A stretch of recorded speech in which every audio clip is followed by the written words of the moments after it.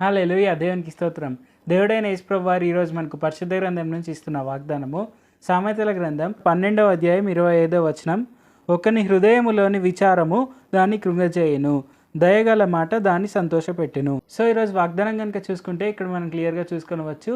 మన హృదయ విచారములు మనల్ని కృంగజేస్తాయి.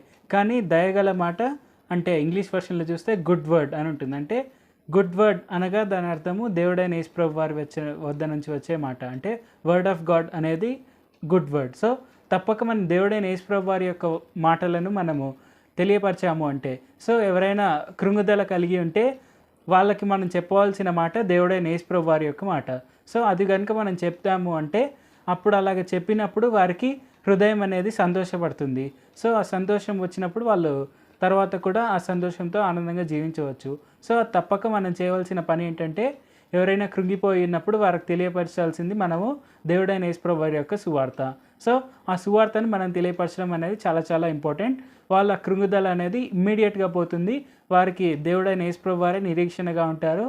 ఆ నిరీక్షణతో వాళ్ళు సంతోషంగా ఆనందంగా జీవించగలుగుతారు. సో తప్పక ఇది అందరూ గుర్తుపెట్టుకోవాలని నేను భావిస్తున్నాను. సో మనం చూసుకుంటే తప్పక దేవుడైన యేసుప్రభు వారి వద్దకు వెళ్ళే ప్రతి ఒక్కరికి దేవుడైన యేసుప్రభు వారు ఆనందాన్ని, నిరీక్షణని తప్పక దయచేస్తారు. ఇది 100% గ్యారంటీ. ఇది మీరు డౌట్ పడాల్సిన అవసరమే లేదు. ఎందుకంటే దేవుడైన యేసుప్రభు వారు దయామయుడు, కృపామయుడు. సో తప్పక ఎవరైనా ఆయన యుద్ధకు వెళ్తే వారికి ఆయన దయతో, ఆయన కృపతో, ఆయన ప్రేమతో అందరూ ఆనందంగా జీవించగలుగుతారు. సో తప్పక మీరు ప్రేమతో అందరికీ సువార్త ప్రకటించాలని నేను భావిస్తున్నాను. పరిశుద్ధ జీవాధిపతి జీవంగల దేవ యేసయ్య, ఈరోజు మాకు ఇచ్చిన వాగ్దానాన్ని బట్టి మీకే వందనాలు తండ్రి. యేసయ్య, ఇప్పుడు వాక్యం వింటున్న అందరూ తప్పక ఎవరైనా కృంగిపోయిన వారు కనిపిస్తే వారికి తప్పక మీ సువార్తను ప్రకటించేందుకు సాయం చేయండి. తద్వారా వారి కృంగుదల అంతా పోయి వారు ఆనందంగా, సంతోషంగా మీ యొక్క నిరీక్షణ కలిగి జీవిస్తారు అని మాకు తెలియపరిచినందుకు వందనాలు తండ్రి. యేసయ్య, మీ వద్దకు వచ్చే ప్రతి ఒక్కరిని మీరు నిరీక్షణతో ఆనందంగా జీవించేలాగా చేస్తారు అని మీరు ఇచ్చిన ఈ గొప్ప వాగ్దానాన్ని బట్టి మీకే వందనాలు తండ్రి. అది తప్పక అందరూ ఫాలో అయ్యేందుకు సాయం చేయండి. నజరేయుడైన యేసు నామములో ప్రార్థిస్తున్నాం తండ్రి.